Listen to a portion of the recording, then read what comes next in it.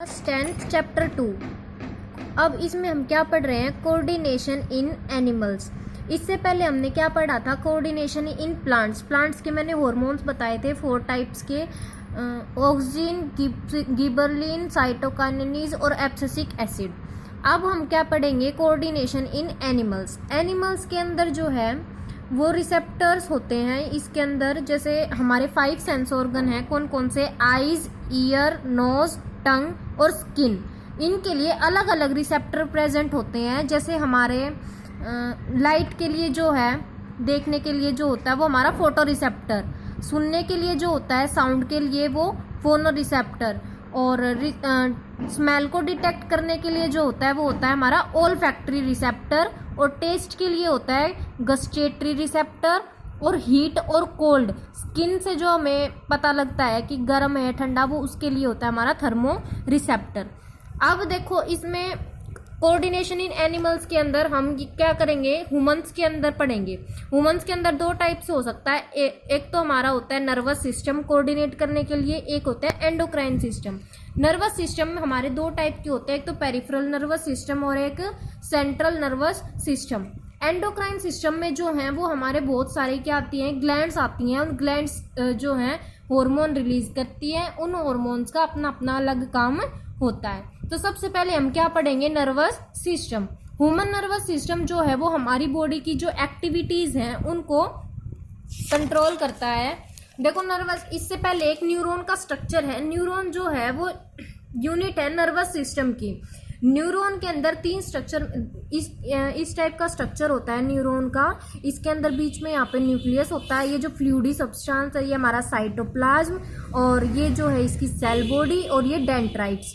ये होता है एक्सोन, माइलिन शीथ और नर्व एंडिंग्स। ये जो है नर्वस सिस्टम के अंदर काफी सारे न्यूरॉन्स जो हैं वो जुड़ते चले जाते हैं, और मैसेज जो ट्रांसफर होता है वो इन्हीं की हेल्प से होता है। इस मैसेज जाता है, फिर अगले न्यूरॉन में जाता है, फिर अगले न्यूरॉन में, ऐसे। अब जो है हम क्या पढ़ेंगे, देखो नर्वस सिस्टम के 2 टाइप हैं, सेंट्रल नर्वस सिस्टम और peripheral nervous system. Peripheral nervous system के भी 2 टाइप हैं, वॉलंटरी और ऑटोनोमिक नर्वस सिस्टम।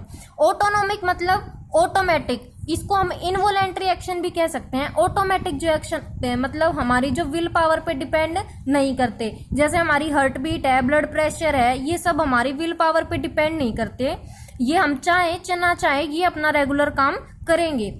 और वॉलेंट्री नर्वस सिस्टम जो है वो हमारी विल पावर पे डिपेंड करता है, जैसे डांस करना, जैसे गाना गाना। अगर हम चाहेंगे तो डांस करेंगे, नहीं तो नहीं करेंगे। राइटिंग लेटर, ये सारे एग्जाम्पल हमारे वॉलेंट्री के। ऑटोनोमिक जो हमारी विल पावर पे डिपेंड नहीं करता। फिर आता है पेरिफेरल नर्वस सिस्टम में ये है एक टॉपिक, रिफ्लेक्स एक्शन और रिफ्लेक्स आर्क। रिफ्लेक्स एक्शन और रिफ्लेक्स आर्क क्या होता है, देखो जैसे मान लो, हाँ, the pathway taken by nerve impulse. मान लो हमें छींक आई है, वो छींक आने के लिए जो मैसेज हमारा गया है वो होता है हमारा रिफ्लेक्स आर्क, जिस पाथवे से वो गया है, और जो उसने रिएक्ट किया है वो है हमारा रिफ्लेक्स एक्शन। स्टिमुलस के ऊपर ये डिपेंड करता है। देखो जैसे इस फिगर में दे रखा है, हमें मान लो हमारा हैंड है, उसके ऊपर कोई हीट लगी और सेंसरी न्यूरॉन्स ने उसको स्पाइनल कोड तक पहुंचाया, मोटर न्यूरॉन के थ्रू इफेक्ट हुआ क्या, हमारी मसल्स जो हैं वो गर्म हो गई। उसके लिए हमने रिस्पॉन्स किया, अपने हाथ को जल्दी से पीछे कर लिया। तो ये हमारा क्या है, रिफ्लेक्स एक्शन, हाथ को पीछे करना। और जो ये पाथ गया है, जैसे गया है ये हमारा क्या है, रिफ्लेक्स आर्क। उसके बाद आता है हमारा autonomic nervous system. Autonomic nervous system जो है बताया था मैंने, जैसे ब्लड प्रेशर होते हैं, हार्ट बीट होती है, ये सारी हमारे किसके एग्जांपल है, ऑटोनोमिक नर्वस सिस्टम।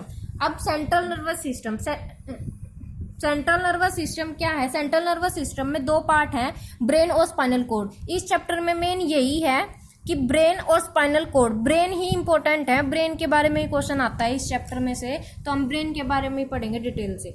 ब्रेन जो है इसके 3 पार्ट होते हैं हमारे, fore brain, hind brain, fore brain पहले, फिर मिड ब्रेन और फिर हिंड ब्रेन। फोर ब्रेन के फर्दर 2 पार्ट होते हैं, सेरिब्रम और हाइपोथैलेमस। अब देखो हाइपोथैलेमस का जो काम होता है ना, वो होता है पिट्यूटरी ग्लैंड, जो हार्मोन रिलीज करती है उसको ये स्टिमुलेट करती है, रेगुलेट करती है हमारी हाइपोथैलेमस। और जो सेरिब्रम है उसका काम होता है हमारी लर्निंग का, रीजनिंग का, इंटेलिजेंसी का जो काम करती है, हमारी मेमोरी जो स्टोर करने का काम होता है वो होता है हमारी सेरिब्रम का। फिर मिड ब्रेन का कोई फर्दर पार्ट नहीं होता, लेकिन इसका काम क्या होता है मिड ब्रेन का, ये रिफ्लेक्स जो एक्शन और रिफ्लेक्स आर्क जो मैंने पढ़ाए थे ना उसमें काम करती है ये मिड ब्रेन, उसको हेल्प करती है। जैसे हमारी चेंज इन प्यूपिल साइज, अगर लाइट ज़्यादा होती है तो हमारी जो आंखें हैं वो कम खुलती हैं, अंधेरे में ज़्यादा अच्छे से खुल सकती हैं, वो सब इसके ऊपर डिपेंड करता है मिड ब्रेन के।